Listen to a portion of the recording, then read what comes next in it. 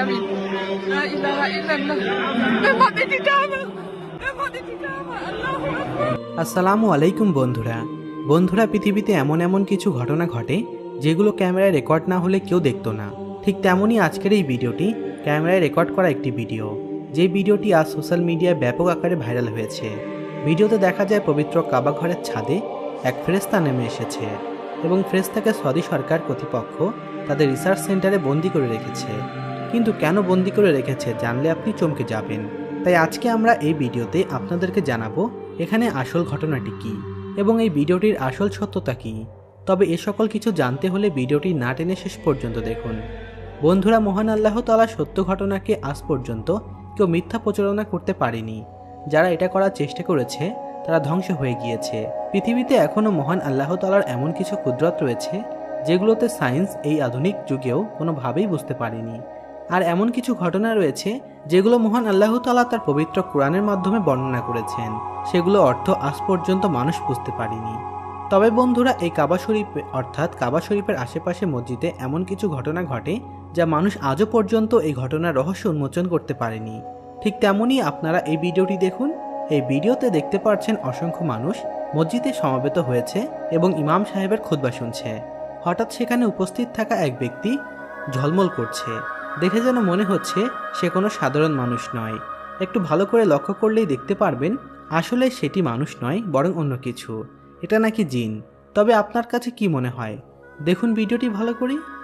বন্ধুরা, এখন আমরা কথা বলবো সেই ভিডিও ফুটেজটিকে নিয়ে, যেটিকে সৌদি সরকার তাদের রিসার্চ সেন্টারে বন্দি করে রেখেছেন। আসলে বন্ধুরা, ঘটনাটি ঘটেছে এক মুসলিম ভাইয়ের সাথে, যার নাম ওবায়দুল্লাহ ভাই যখন সেই জিনিসটিকে দেখতে পান তখন সঙ্গে সঙ্গে তিনি তার মোবাইলে ভিডিও রেকর্ড করে রাখেন, যাতে পরবর্তীতে কেউ অস্বীকার করলে তিনি তার ফোন থেকে সে জিনিসটি সবাইকে দেখাতে পারেন। ওবায়দুল্লাহ ভাই দীর্ঘদিন সৌদি আরবে কাবা শরীফ পরিষ্কার পরিচ্ছন্ন কাজে নিয়োজিত ছিলেন। তিনি বলেন, যখন আমি প্রথম চাকরিতে জয়েন করি তখন আমাকে সর্বপ্রথম সাফায়ে মারওয়াত দেখাশোনা করার জন্য নিযুক্ত করা হলো। আর সেই সময় ছিল রমজান মাস। এভাবে কয়েক মাস সেখানে দায়িত্ব পালন করে অন্য বছরে আমাকে অন্য এক কাজে নিযুক্ত করে সৌদি সরকার। আমি অনেক জায়গায় পরিষ্কার পরিচ্ছন্নের কাজ করি এবং কম বেশি আমার সব কিছুই দেখাশোনা হয়েছিল এবং আমি সব কাজেই পারদর্শী ছিলাম। এমনকি সকল মুসলিমরা যেখান থেকে পানি সংগ্রহ করে অর্থাৎ জমজম কূপ, সেটাও পরিষ্কার পরিচ্ছন্ন কাজে নিযুক্ত ছিলাম দীর্ঘ 2 বছর। যখন আমি এগুলো কাজ করতে করতে অধিক মাত্রায় পারদর্শী হয়ে উঠি তখন আমার উচ্চপদস্থ কর্মীরা আমার এই কাজের জন্য অনেক খুশি হয়ে গেল, যার ফলে আমাকে কাবা ঘরের সামনে পরিষ্কার পরিচ্ছন্ন করার জন্য নিযুক্ত করা হয়। আমি যখন এই কাজে নিযুক্ত হই তখন আমার বহু বছর কেটে গিয়েছিল, অর্থাৎ আমার জীবনের প্রায় অর্ধেক বছর। তখন আমি মন থেকে কাবা শরীফের আশেপাশে ফ্লোর পরিষ্কার করার কাজ করতাম। আর যখন আমি এই কাজ পেলাম তখন ছিল হজের মৌসুম, যা বিভিন্ন দেশ থেকে হাজী সাহেবেরা মক্কায় এসেছিলেন পবিত্র হজ পালন করার জন্য। যখন হজের মৌসুমে আমার ডিউটি পড়ে তখন আমি বুঝে গিয়েছিলাম যে আমাকে অনেক কাজ করতে হবে, কারণ এই মক্কার সামনে লক্ষ লক্ষ মানুষ আসবে শুধুমাত্র আল্লাহ তাআলার ইবাদত করার জন্য। আমি যদি তাদের সাহায্য সহযোগিতা করি তাহলে আল্লাহ তাআলা খুশি হয়ে যাবেন। আর আমি যখন এই কাজ পেয়ে যাই তখন আমি আনন্দিত হই, কারণ এই কাজ অনেকেই পায় না।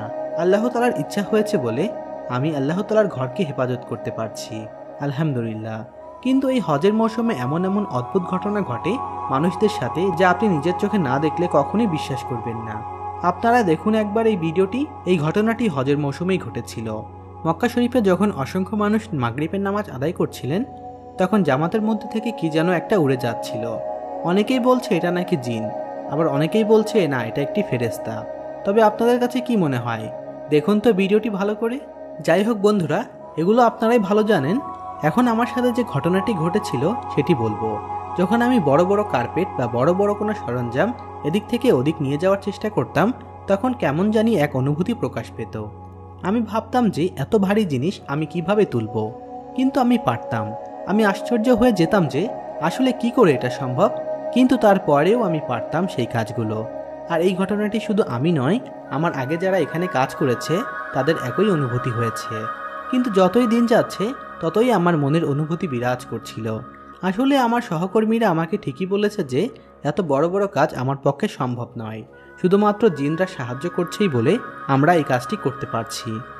বন্ধুরা, আপনারা সকলেই জানেন হজের মৌসুমের আগে জিলহজ মাসে পবিত্র কাবা শরীফের গ্লাভ পরিবর্তন করা হয়। আর এই গ্লাভ এতটাই ওজন সম্পন্ন যা কেউ নিজের চোখে না দেখলে কখনোই অনুমান করতে পারবে না। আর আমরা যখন পরিষ্কার পরিচ্ছন্ন কর্মীরা এবং আমাদের সাথে শায়েকরা সেখানে গেল কাবা শরীফের গ্লাভ পরিবর্তন করার জন্য, তখন আমরা সেখানে এক অদ্ভুত আল্লাহ তাআলার কুদরতি কারিশমা দেখতে পেলাম, যা আমি বহু বছর সৌদি আরবে কাটালেও যা কখনোই দেখিনি। আল্লাহ তাআলা স্বয়ং আমাকে সেটা দেখার সৌভাগ্য করে দিয়েছেন। আমরা যখন কাবা শরীফের ছাদে উঠে গ্লাভ পরিবর্তন করার প্রস্তুতি নিচ্ছিলাম, তখন দেখতে পেলাম ডান দিক থেকে পাখির শব্দে কে যেন উড়ে যাচ্ছে। কিন্তু আমি আমার মুখ ঘুরিয়ে দেখলাম কোনো পাখি বা অন্য কিছু ছিল না। কিন্তু তারপরে সেই শব্দটি আমার কানে ভেসে আসছিল। শব্দটি এত সুমধুর ছিল যে আমার অন্তর ছুঁয়ে গিয়েছিল সেই শব্দ শুনে। চোখ ঘুরাতে না ঘুরাতেই আলোর পলকেই সবকিছুই হারিয়ে গেল। আর হঠাৎ কাবা শরীফের ছাদে এসে ধপাস করে পড়ল সেই জিনিসটি। আমার সাথে যারা ছিল তারাও সেই রহস্য দেখল। আসলে এটা কি জিনিস ছিল যা চোখের পলকে এভাবে পড়ে গেল? তখন আমরা সকলেই বুঝতে পারলাম এখানে এমন কিছু উপস্থিত আছে যাদের মানুষের মতোই আঘাত লেগেছে।